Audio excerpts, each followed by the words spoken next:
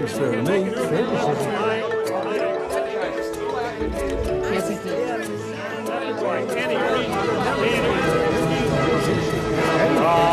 Well, if you don't know what fair is, you can't make it. Unacceptable by any reason.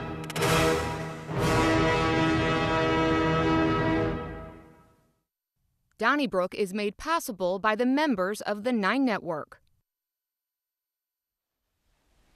Hey, thank you so much for joining us for another edition of Donnybrook. We'll see if this is a reviewable show, and we'll meet those who are seated around the big green table for this Thursday, starting with the media veteran herself, Wendy Wiese from the Big 550 KTRS.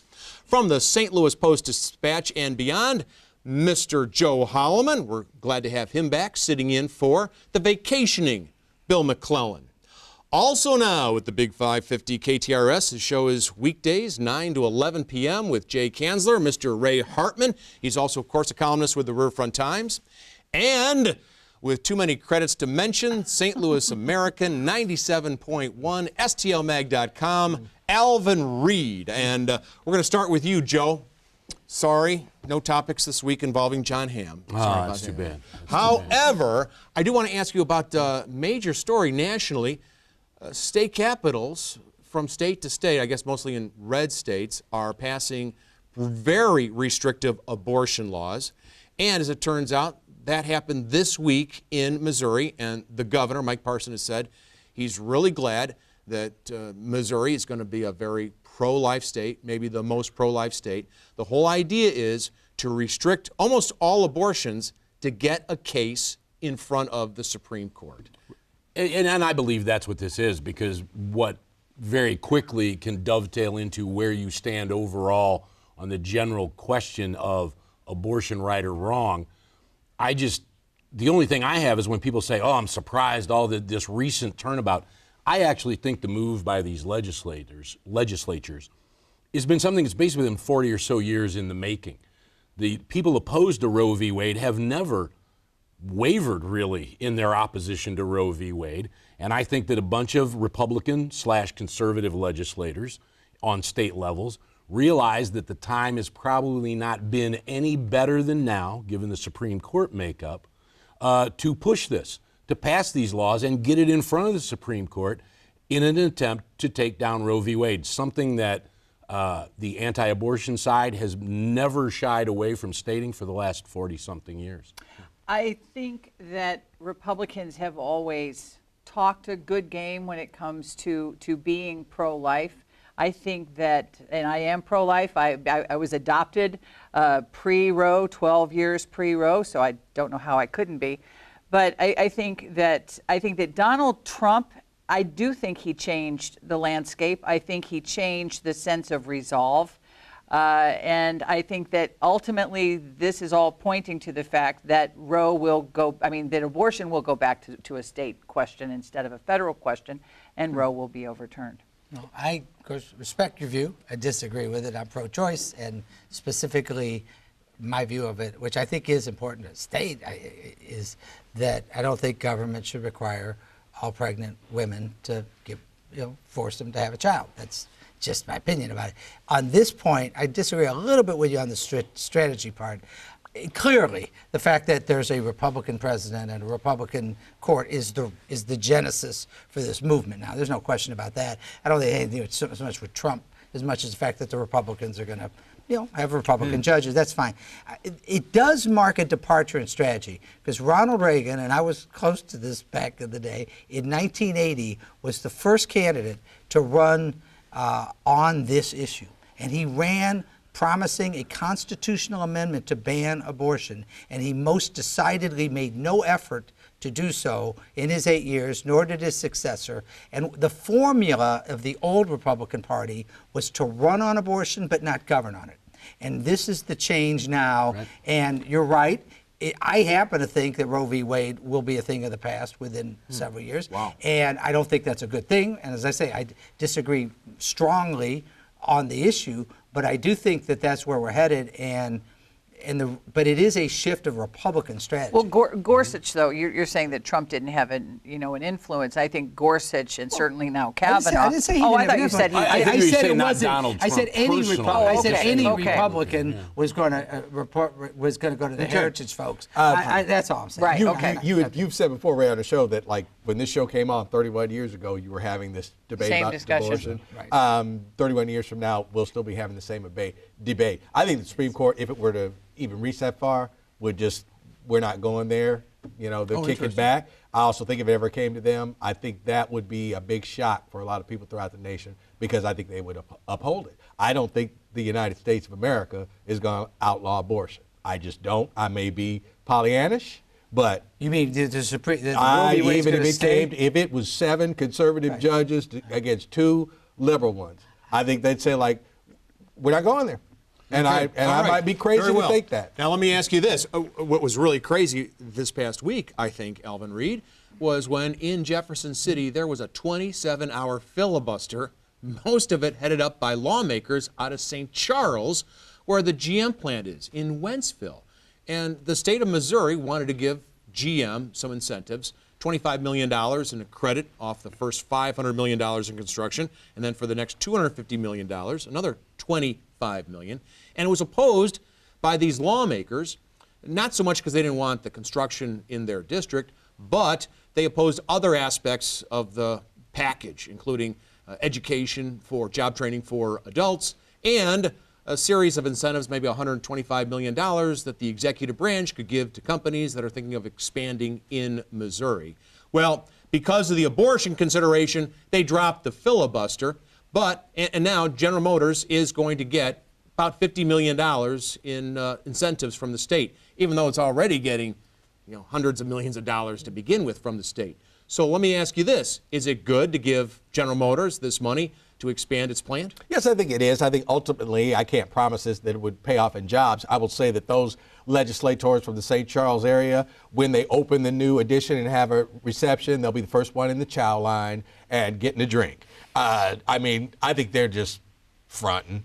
I think they know it was going to ultimately be passed, and I'm watching out for the people of St. Charles, I'm watching out for the people of Missouri, and I think if you follow some of the other legislative exploits of those that represent St. Charles, it's not, in my estimation, the first nutty thing that they've done, rather than oppose helping out their own constituents. So I don't put a lot. I don't have a problem with giving them the tax breaks. I think those opposed to them from St. Charles were just putting on a little fairy tale play. Well, they were calling it a slush fund that the governor will have, that he'll be able to hand out money to companies to incentivize them. But when he hands out money, that's a tax break that it's going to be made up someplace, and I think that the burden will just be shifted to other people. I think a lot of people are really getting to the point where they will not purchase a product that is made by a corporation that is on the take. That you've got this, I know that limits a whole lot. I won't be able to buy anything. You can't go to a shopping center and buy a car. I know. I won't be able to buy anything.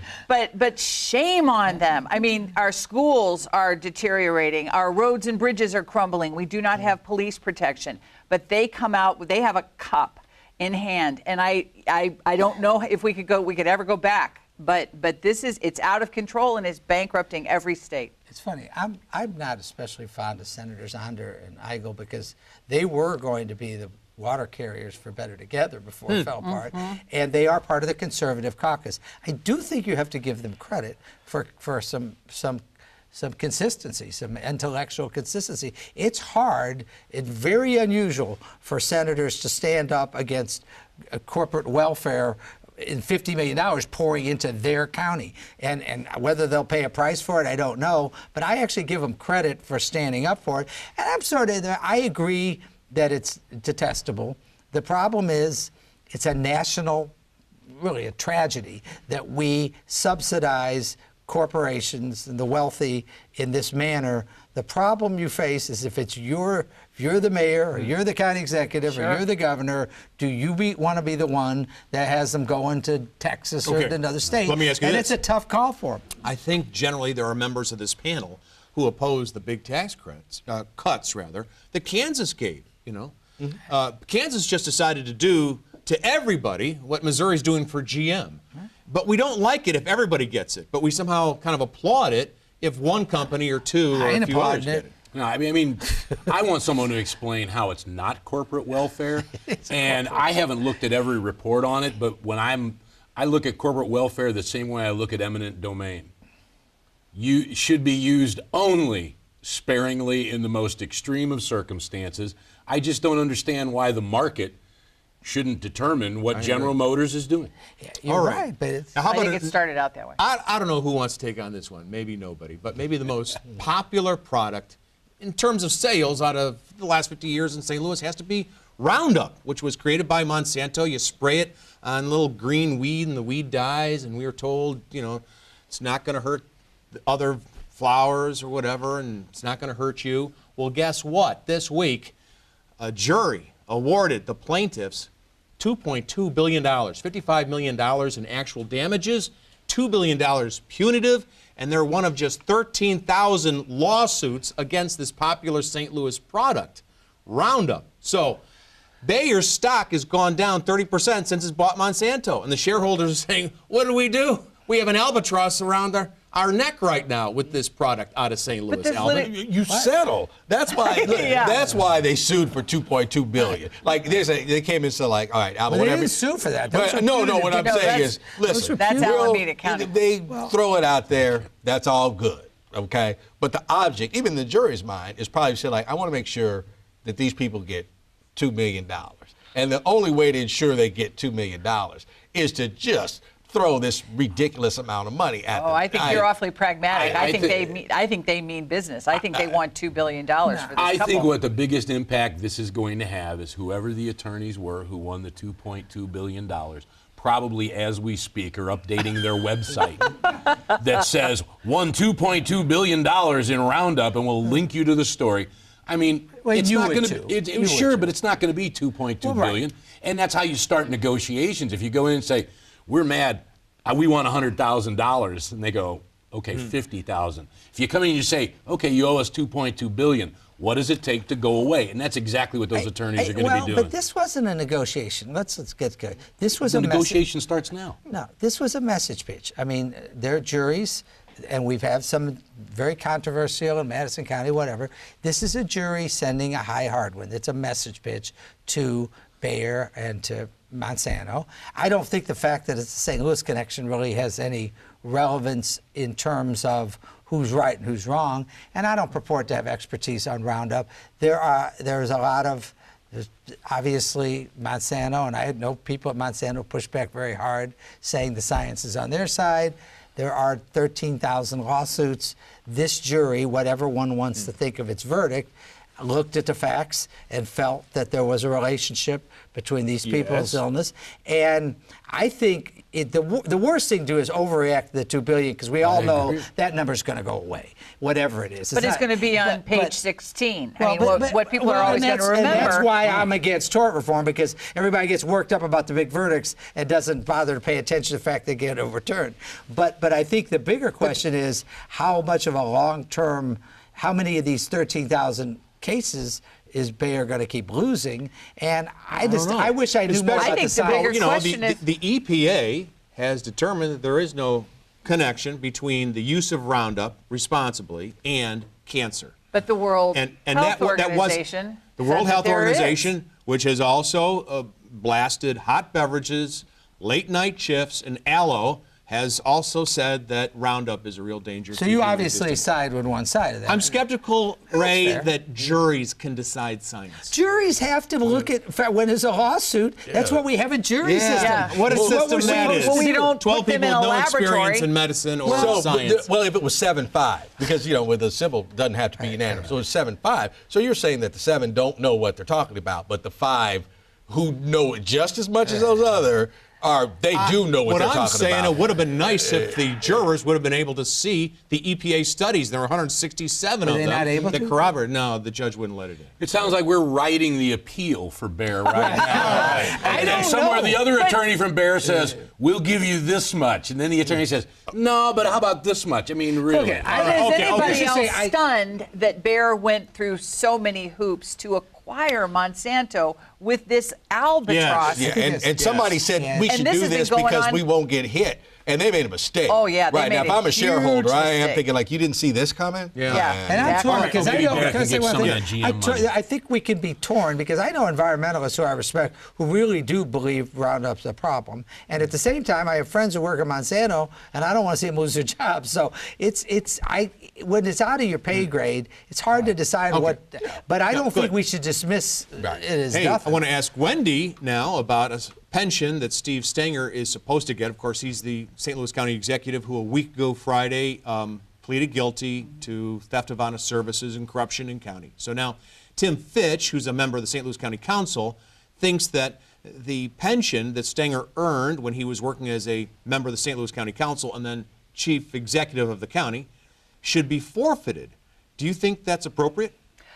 I think in theory it is appropriate. I find it absolutely just beyond belief that the man who has probably set things back, I mean, reading some of these stories, it's almost like reading an Elmore Leonard novel. I mean, this guy was Babyface Nelson in Clayton. And so the thought of him receiving a pension sickens me. Again, going back because of all of the services that have to be cut because of a shortfall here, a shortfall there.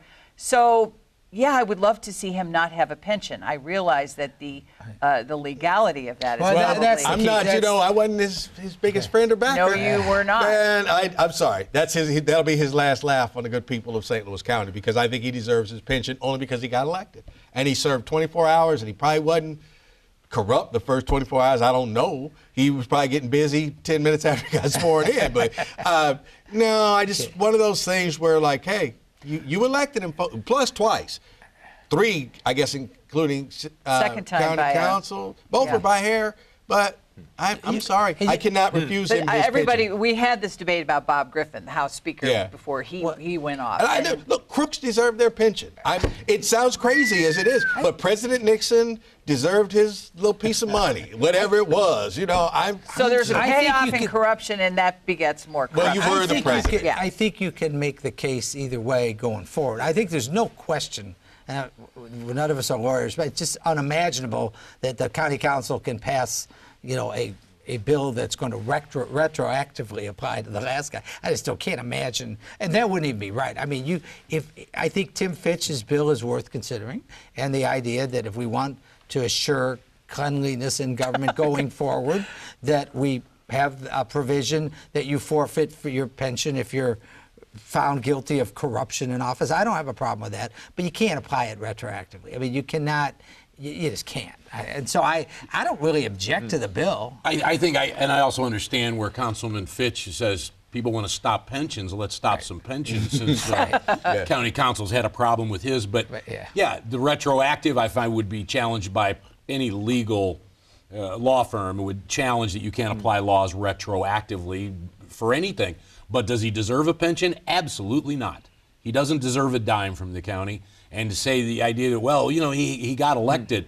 Well, he wasn't really honest when he got elected. So Ask Charlie he didn't Dooley. say, I'm looking to get in there and just grab a bunch of money. So, no, he doesn't deserve a dime. I'm sorry. He doesn't I would deserve disagree. a dime. I mean, but he's going to get it. He worked the hours, and just as if he had been paid that money and put it into a bank or a checking account, the government couldn't claw it back unless, of course, he had to pay restitution. And I presume he'll have to pay some restitution and serve some time in jail or prison. And so that would be his punishment. Why should his kids suffer because the father did something illegal? Mine is philosophical. Because he's got little kids, so it doesn't sound cruel, but I don't care about his kids. I don't care about his wife. I don't care about his that family. is cool. That doesn't sound Do you think because they have kids? Stenger doesn't care? Well, I mean, do you not send people to prison because they have children? It was up to Are you saying we should go Charlie. into his savings account and take his Charlie. money? No, they're going to garnish. He's not The going to get his husband pension. and the father of the family is the one who should have protected them from the get-go. And by not getting Okay, in addition to his pension, let's take his cars, his house, his bank account, everything he When earned it comes on to the the county restitution salary. portion- That's what I'm saying. They're going to garnish He earned that. his pension. All right. If he, I'm not against that. If it's for restitution. Well, then there you go. It's so the same I think thing. you give it to him so we can have that. I think then the point is I hope that But to say- Councilman Fitch bill passes, so we do not have to ever have this argument again. That's a different But to point. say, All to right, now, say hey, that Good point. Now, if by the way, folks, if you've been enjoying the Donnybrook broadcast through these years, there will be a chance for you, I think for the first time, to have lunch with us, because the Press Club of St. Louis on the 24th of May at 11:30 is going to host a Donnybrook lunch with the cast members and hopefully you. It's $25 for the general public, $20 if you're a member of the Press Club. The location is 405 Washington, the Missouri Athletic Club in downtown St. Louis. And Joe, you're going to be there. All right, so fantastic. Maybe Bill too. I don't know where. If Well, Bill's Bill going is to be back traveling, in Texas. yeah. He's in Texas now, but he may be back for this. Okay. It's just Joe. So everyone's invited. Go to the Press Just you Club gonna be website there? I'm just for kidding. more details. I'm going to be there. No, I mean, okay, sorry. We will have a fine contingent there. Okay. Have fun, Joe. I work right by there, so. I don't know why I said that. Nice promo. Joe, I want to ask, thank you. Thanks for the review. well done. 9 to 11 on KTRS. Okay. Everyone's a critic. Joe, I want to ask you about Scott's Law in Illinois. If I'm driving down the street and there's an emergency vehicle on the right-hand side, it could be construction, it could be a tow truck, it could be a police, fire, ambulance, and I don't pull over, I can get a ticket. What turns out, a lot of people aren't pulling over. They're not giving a lane of space to the responding vehicle. So now Governor Pritzker has proposed that the fines be increased, including 3 years for the first offense. You're listening to Ray Hartmann on 550 KTRS. You're so absorbed in the program, you don't think of pulling over.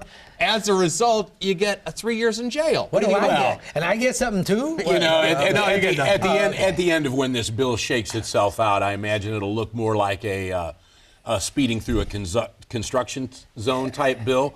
But I will actually applaud Governor Pritzker for the fact it is a problem. And the fact is, if it's a scare tactic that says you could spend 3 years, I've seen people have ambulances behind them and not pull over because they have headphones in or they've got the music up. And believe me, I am not putting up my driving record as a shining example. But when I see the flashing lights, I pull over. You know, I mean, just as a little kid, they were told that could be your grandmother in that ambulance. And you see it all the time. People just not paying attention to it. Is it for not pulling over or getting too close to somebody that's pulled It's getting over? too close in the lane to a vehicle that's pulled over. Because that's Illinois a State different Police, issue. Well, no, too. but what this will do, Ray, is it'll make everybody focus on how do I respond to seeing emergency vehicles. That'll work. Well, because Well, it can't be any worse than it is now. Well, the Illinois State Troopers they're being hit Right. regularly. Yeah. 2 of them have died. So absolutely, I'm with you. Way to go, Governor. I don't Pritzker. understand how and I know it's just fate or bad luck, but yeah, that's happened a lot in Illinois, and I has. think that's why he's being that. But that being said, if you're driving and in your estimation, I cannot get over in that left lane because this truck is barreling down this left lane, and I just don't think I have time, and I go buy this car, and now I'm facing 3 years in But prison. no, I think the man. bill says you have to have a lane to get into. Clearly, if you're in a traffic jam or you've got rush If hour possible. traffic, if possible, you have to get over. Well, Hey, who It's decides? like If construction. it makes people pay attention more to emergency vehicles out there, I'm happy this bill's going to run its I way think through the anything Illinois that increases legislature. attention spans. is And a so, like, if positive I get the thing. Bear jury, then the Roundup Yeah. jury, I get 3 years in you're- prison. no, you get This is in the 60. hands of the Illinois legislature. No worries. It's all good. I think no pension. We don't worry about pension, no bankruptcy, pension no for you. pension, I think- nothing. Ray?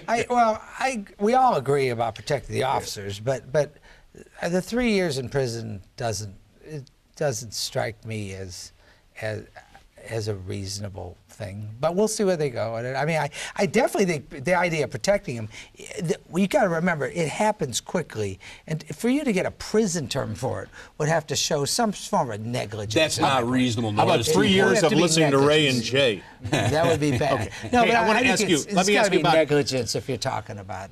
Okay. Ray, Blues, controversial call Yeah. in the game against the San Jose Sharks. Obviously, you're not allowed to pass the puck in hockey, but passing the puck resulted in a goal that defeated the Blues. Yeah, it was a tough Now people are saying that should have been reviewable, that the ref should have stopped. You know all about hockey. What do you think?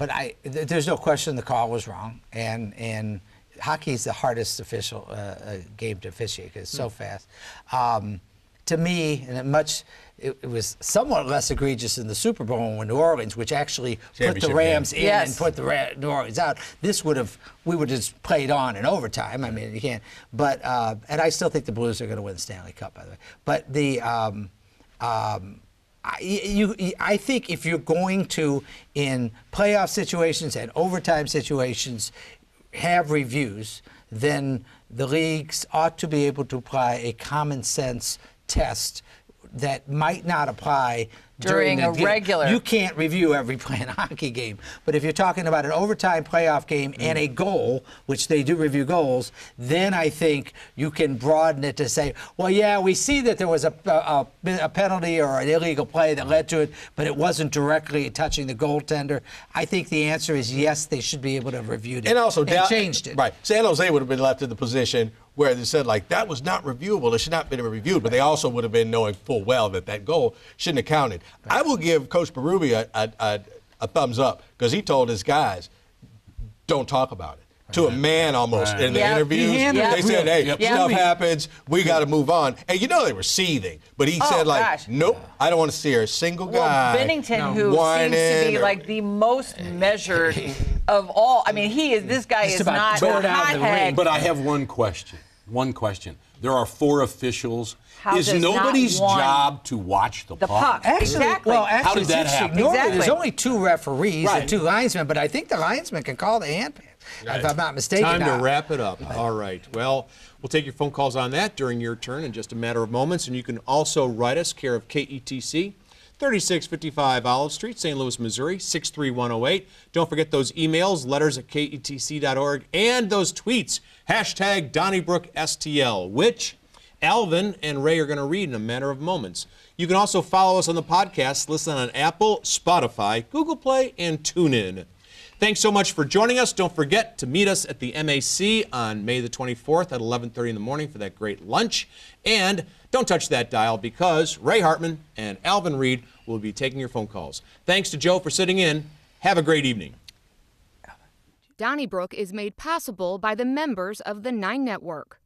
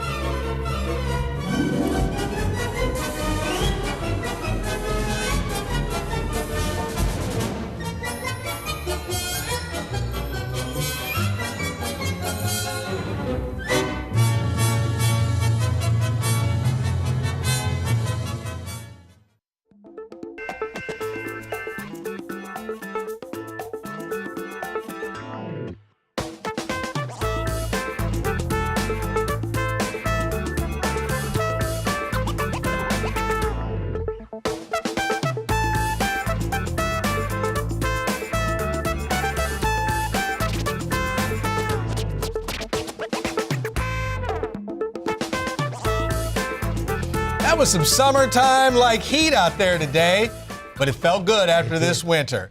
Ray Hartmann, Alvin Reid with you on your turn tonight. We're going to start with Bob in Chesterfield. Hi, Bob. Welcome to the show. Yes, hello.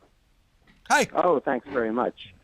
Yes, the word going around town is that the legal fees and attorney fees for Steve Stenger and Sweeney and some of the others have been or are being paid by some of the affiliates or individuals within the Better Together organization. I'm just curious as to whether that is the case, and has anyone put the question to Better Together? I had not heard that. I would doubt that. And I would doubt that seriously. I would truly doubt that. I think they're on their own. Right. I hadn't heard that. I had not heard that at all. I would doubt and I just don't understand why anybody would do it, because if you ask anybody involved with Better Together, they would say that we had absolutely nothing to do with him and want nothing to do with him. And you are looking at 2 of the lesser supporters of Better Together. Right, so I really can't believe that, but we'll appreciate you asking. Somebody should ask, you're right. Thanks a lot. Let's go to Paul from a place called Kirkwood. Hi, Paul. Hey, Paul. Hi, evening. How you doing? Just a short comment regarding the abortion.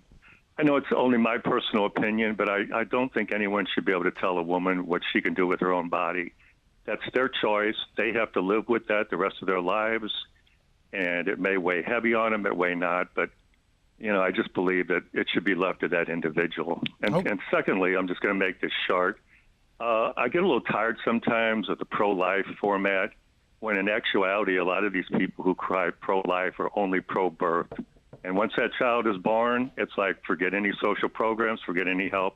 You're on your own. Okay. Thank you, Alvin sir. and I were just That's talking. pretty much all I have to say. All right. Just talk about that, and I try to make it my policy never to argue with anyone from Kirkwood. So, but thank you for the call. But if you're from Kirkwood, Thank you you like for to the argue, right? Let's go to Mario in St. Louis. Hi, Mario. Hey, how's it going? I just got real two questions, or statements. I'll make them real fast about the government handout. You guys did a great job talking about it.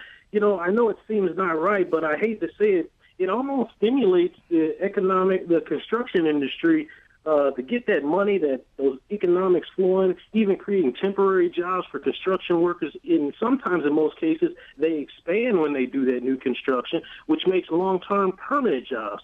So it's almost like you hope they do the right thing with the honor system, with giving it out to the right people. That's going to make a magnificent amount of expansion for new growth of employees, but you just can't never tell. And then the last thing is about the temp tags. I know you didn't really talk about it, but have you been noticing that everybody's driving on temp tags past 1-2 years now? Nobody's paying their sales tax. What's going on? Between that and the Illinois license plates, like at your neighbor's house for 2 years, that need to be looked into also. One thing that I think, Mario, that will come if you can find some good in what went on in the governor's office and then what went on in the county executive's office, and then with the failed Better Together, I think right now any kind of government giveaway, any kind of tax incentive, they're going to be there, but they're going to be scrutinized. And I think more so probably than in a decade that I think we the people are actually going to be looking at, okay, Governor, you got this windfall which you can divvy out to businesses. What businesses are they going to? Who owns them? Did they give you money? All those things are going to be looked at. So maybe some good will come out of all the turmoil. Well, we appreciate the call, Mario. And let's go to Bill from Rock Hill. First time caller, I believe. Maybe not. No, just been How gone you a little doing, while due to I've had 2 surgeries. Oh, so sorry. I'm on the mend right now. Sorry, but I hope you feel Hope you better. feel better, man. What's on your mind, Bill? I wanted to build on a little bit to what the gentleman from Kirkwood was saying earlier, that I think that is something the pro-life movement really needs to deal with, because I think one of the things I have found is that some of the biggest people opposed to social programs are people within the pro-life movement. And I don't see how you can say, okay, we expect you to have this kid, but don't expect us to do anything about it. The exception was at one time there was an organization called Guys for Life. Sadly, I don't believe it exists anymore, but it took a much more proactive stance encouraging fathers of these children to take responsibility for them. They said, well, you got this woman pregnant, you've got to take responsibility. And it was one of the few pro-life organizations that I thought was being proactive and trying to do something that needed to be done. There have been other examples here and there, but I think that something the pro-life movement really needs to deal with is if you expect these children to be brought into the world, you yourself are going to have to step up to the plate as well and help out. Okay. Or otherwise, life may begin at conception, but once birth occurs, you got to be part of it too. And if you're going to turn your back and say, don't spend my tax money on social programs, then, I think you're a hypocrite. All right. Okay. All right, thank you, Bill. I believe I agree with Bill. All right, we've got some tweets. Oh boy, wool dog hairs. All right. It's wool and dog hair. Wool and dog hairs, okay. Where is the law requiring child support from 6 weeks on? The mother also gets picked up on the father's health insurance, pre- and postnatal care. No insurance, she gets part of your paycheck. And from Referee 922, the abortion issue is challenging. The idea of birth control and family planning could certainly reduce abortions. Certain religions do not sanction birth control, which is also a part of the argument. Thank you for that. And we got Sister Sarah, 23. Plastic bags and straws, Roundup, and other genetically modified things. What kind of world are we leaving behind? I would like to challenge everyone to look at what kind of footprint you are leaving behind. Hashtag we only have one Earth. You can send a tweet to hashtag Donnybrook STL. 3 great tweets, and and we want you to keep sending them in. When I saw the referee, I thought, oh my goodness, we're going to talk about the hockey game. But wait. Let's go to Gunnar from St. Louis. Hey, Gunnar, what's on your mind? Hey, I just want to make a comment about the Roundup. Mm-hmm. Sure. So I've always noticed that there's already a lawsuit in California about one of the kind of like a groundskeeper for a school. He sued Monsanto for years worth of use, and it was always, and then this next lawsuit that came up, it was in California the same way. So it's weird that these lawyers know to hit the liberal states where they know there's bias on the side, and most of the research isn't going to be looked at. But I mean, it's one of those. Heck, California will sue the sun since it gives you cancer, but you can't get around that. Actually, California is not a hotbed of litigation as far as things like that. Now, that may have happened there because they live there, but that was our claim to fame. Right here, trial attorneys will drag you to St. Louis to have your trial because we're known for that. So, Gunnar, don't be too hard on California because we're noted as the lawsuit capital of the world. We got to rank or some things. Come on, man. We got to have some ranking. Who's next? That'd be Wayne in De Pere. Hi, Wayne. Yes, good evening. Good evening. I think that the Stinger situation and a retirement fund is absolutely ludicrous. I think that their laws should be passed that at all levels of government, no matter what, whether it be the Congress of the United States or the dog catchers or the aldermen or whatever, going in that if they perform any kind of an indictment where they get an indictment for some illegal thing, that their pension is absolutely history. No matter what level, it might keep a better level of people in the government service when they know going in that if they pull some sort of a stunt, they're going to lose everything that they've gained, whether they've been there for 1 year or 25 years, like some of the congressmen of the United States. I mean, they were in office for 30 years. They performed a stunt, and then they still got their pension. That is absolutely ludicrous. The Congress and the people in government services should be and are held to a higher level of excellence, and it's time to show them that we, the taxpayer, are wanting them to belly up to the bar and do what they're supposed to do and not be helping their own pocketbook. All right, Wayne, you said it. I can't argue. Well, and I have to say, I don't really. By the way, Wayne, I think the state of Missouri does have a law to that effect, but neither the city or county do. And I think you raised some interesting issues. I mean, it has to be done going forward, like we talked about, just legally speaking. But I mean, I think it's something that I have no objection at all to them taking a look at that and seeing the idea that one of the penalties for corruption in office would be forfeiting your penalty. Yeah, your right. And my defense of it, and you made a point very fairly that you can't do it going backwards. Yeah, right. And I said, like, look, you serve 1 day on the job. Obviously, the reason it's written like that is if you were to pass away for natural causes or whatever right after you took office, you still would get that pension. I don't have a problem with that. So that's what right now is protecting Steve Stinger's pension. And I think also that would probably be how he pays back some of the restitution he's probably going to have to pay. You just can't do it retroactively. No. But thank you for the call, Wayne. All right. Let's go to Brian from Pacific. Hello, Brian. Hello. Hi. I'm calling about seems like the state wants to get involved with the abortion business. Mm-hmm. It seems like one of the reproductive rights and everything is up to them. It shouldn't be up to a state representative or anybody to bring that up on them because, first of all, it's bad enough in cases where there's rape and incest, or the person involved didn't have a choice in the matter. And the thing about it is it's penalizing them again from actual act. They have to go through the 9 months of carrying a kid. Right. I agree. I don't think you're going to get an argument from either one of us on that. We're both fathers of daughters, and it's hard to even think about, but I just can't even imagine the state requiring any woman to carry a rapist child to bear. Or one of your relatives. I mean, that's just. Yeah, I mean, it's just. Yeah. It's kind of numbing to even think about. Absolutely. You know what's interesting about this? Well, let's just go on. Let's say who's next. That's Donna in Afton. Hi, Donna. Hi there. How you doing? Good. Great. Great. I want to talk about the GM plant. Okay. I'm not crazy about the idea, but I'd rather see our government subsidize high-paid jobs at GM any day rather than waste it on sports stadiums or see another GM plant move to Mexico or China. And secondly, those high-wage jobs, which I don't think Wendy was looking at this idea, but they provide a larger tax base. You've got, when they're earning more, they're paying more in taxes. You got more money for schools and policemen or whatever.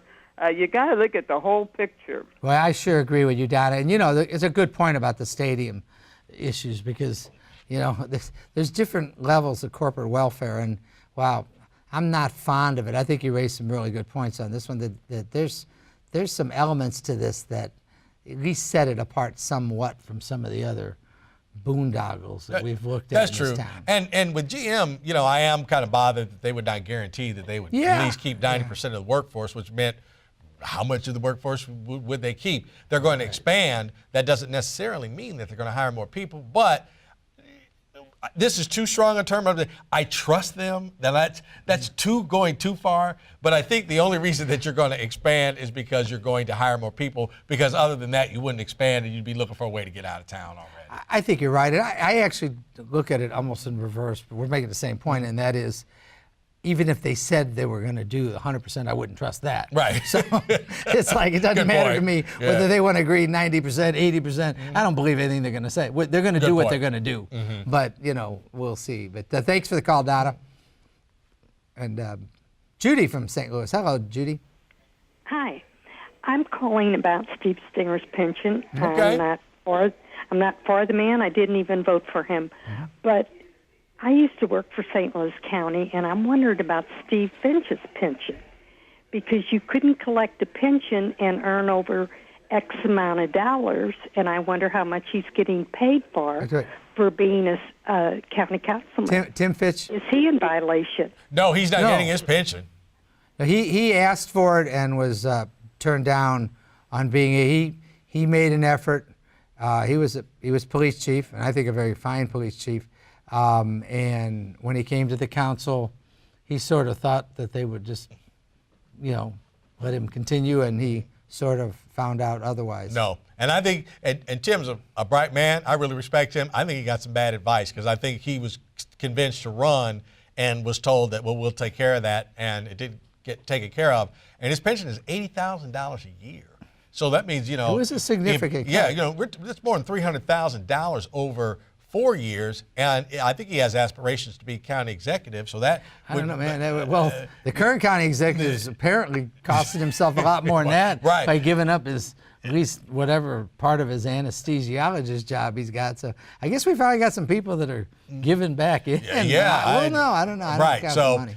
That would be enough for me to not run. I'm not going to lie to you. I don't have that much money, but yeah, they told me, Alvin, you're not going to get your $80,000 a year pension. I'd be done. Not that much of a public servant. Yeah, exactly. Okay. All right, a couple more tweets, Ray. All right, who's up there? From Lizwell. The days of back alley abortion have been poignantly dramatized on the excellent PBS show Call the Midwife. Let's work to make abortions rare, but not illegal. Those are the words of President Bill Clinton. Safe, rare, legal, safe, and rare. All right, Annie Marie Berry, how about not icing the puck in the final 2 minutes? We can blame the refs, but we should have won the game 4-3. Thank you. Friend of mine, Bob Ramsey, was making that point on the air today. I agree with it, and I told some people I was watching the game with last night, said, like, that icing the puck twice, those guys can't get off the ice. Right. And we didn't have Colton Parayko out there when we needed him. And you know what, I mean, we can't, look, I'm sorry. I mean, I've been a Blues fan, honestly, since I was in the rafters in 1968. Sadly to admit that, right?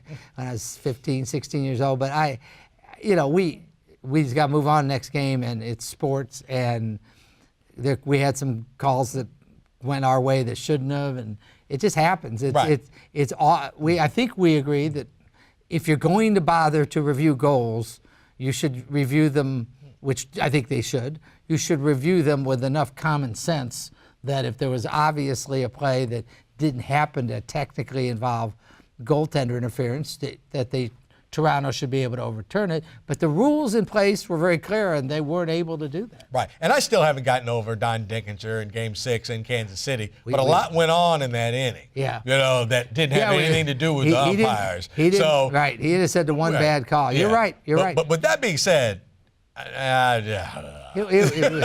didn't deserve it. Right. Who knows what would have happened if the game had played on, but you're right. Thanks for the call. I like the fact that more people are interested in hockey, though, all the time. We didn't used to have that. Christine and Dan. Hi. Together. We have a group. Good evening. How are you doing tonight? Hi. We're fine. We have a duo calling. Okay, great. So what came up on the pro-life issue, my wife had a very good point. If you're going to be pro-life, you ought to also be pro-gun banning, because how many abortions are there nationwide versus how many people die of gun violence a year? If you're going to be on the bandwagon, get both feet off the ground and get on the wagon totally. Okay. The other thing, like the other gentleman said, who's going to pay for the hospitalization, loss of pay, employment, et cetera, child care, insurance, et cetera, down the road? If you're going to be pro-life through the duration of that individual's life, period. And also, men do not know what it's like to be in a position of being pregnant. I mean, this is totally, I can't even understand it. All right. All right. Thank you. And regarding Stanger's pension, if you're a first responder and you commit a crime while on duty, you lose your pension. Do you? Whether you have children and a wife and whatever, you lose your pension. So Stinger should not be an exception to that rule. We pay taxes. Are you in the EMS? Are you a first responder yourself? No. Oh, sir, I didn't know if you were. I didn't know, because I wasn't aware of that. Is. I think you have a great point, and I'm surprised that in the county it would be different for them. But we agree. And I don't have any problem at all with them changing the rules on this. I mean, changing the law. Yeah, and I think that first responder. That's terrible. I always forget the term when you're an attorney or you're a police officer or like a first responder. You're a not public official, but there's some term. Civil servant. There's something where you're like the public must trust you. And when you violate that trust, that's why lawyers get disbarred. Man. It's not like other lawyers say but they say I was talking to a first responder at length recently, and I don't. There's no group of people I admire more than them. Oh, exactly. Exactly. All right, John in Hazelwood. Hi, John. What's on your mind, John? Hey, guys. Regarding the abortion issue, these laws that have come up in Alabama and Missouri just to get the thing in front of the Supreme Court. But Alvin, you mentioned you thought that they wouldn't even take it up. I kind of think that they're just can't wait to get their hands on it. I wonder why you think that they wouldn't even take it and hear the case. Well, because they could make a ruling technically, if you overthrew like Roe v. Wade, then technically to change the constitutional amendment. All right, now we're going to have a state vote, and how many states are actually going to do it? I think that there are many political people out there who would not admit it, but they would say, we need this to be an issue that's on the table, not off the table, okay? Because if it were to change, all of a sudden that's not a national, edict that everybody runs on. And I just think that if it ever got to that, I think they would just, like they do other cases, we're going to send it back down, and if it comes to maybe individual states deciding they want to do that, but I do not think it will be the law of the land in the United States of America that no abortion is legal. I happen to believe that if this issue, if in fact the court between now and, I'll tell you who doesn't want the court to repeal or overturn Roe v. Wade between now and November 2020, and that's anybody running on the Republican Party ticket, because that would be not a good event in terms of the politics. I harken back to Ronald Reagan being such a political genius at running on that issue, talking about constitutional amendment against abortion, but not governing on it, because it's a powerful emotional issue.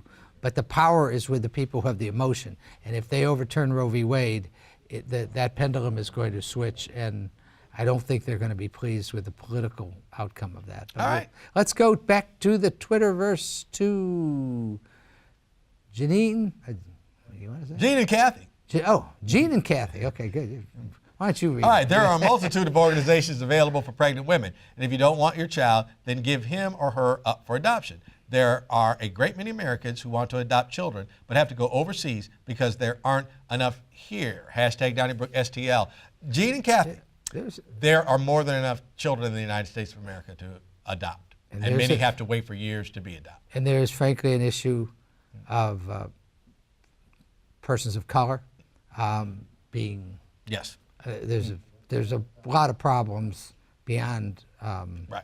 It's not I a understand simple what you're saying, but just FYI, there are plenty of kids in America to adopt. And there's plenty that aren't being adopted. Right. Let's go. Tom in St. Louis. Hi, Tom. Hey, y'all have a good evening. How you doing? Fine. You know, I listen to you every time with great interest. You're certainly covering all the hot topics tonight. Thank you. Yeah, the Roundup thing. You know, I have a problem with a lot of this thing. So, you know, Yellowstone Park is sitting on a mega volcano that's going to explode one day, throw debris into the air, kill life as we know it on this planet. Or either that or an asteroid's going to hit it. It's happened 1 million times before. We take ourselves much too seriously to think that we're going to have much control over the environment on this planet. So, you know, having said that, some people say, well, we need to do this now and do that now. I think probably that life on this planet's been destroyed so many times before and will be destroyed again, and there's not very little we can do about it. Now, all right. I want to make one other comment about Sanger. What a joke Sanger was. You know, and this deal about Better Together, the reason that was dropped is related to something involved with Sanger. Mm-hmm. And, you know, that just shows how corrupt St. Louis is. St. Louis is one of the corruptest cities that ever were. We talk about all the problems we have here. We have major racial problems. Well, we Tom, we got to run the next call. We do appreciate the call. That was a sunny call, wasn't it? Man. We appreciate it, Tom. But you covered a lot of ground. I don't know. Let's move on. He's right about Yellowstone, though. All right. Gringo in Chesterfield. Hi, Gringo. How you doing? All right. I'm just calling to find out why Ray said he trusts General Motors. Now, no, I said General that. Motors? I said that. Oh, I said that. Whoever said it, well, I don't know how we can trust General Motors when they didn't repay the money that the government gave them to save their company. No, General Motors paid back. They all paid back. They all did pay back. No. Yeah. No. I'm sorry, but they paid it back. Thanks, man. I think you're right, Alvin. Yeah. But we appreciate the call. And let's go to Don from Afton. Hi, Don. Yes, we're running short on time, so I'm going to edit myself just a little bit here. If people can self-deport, I can.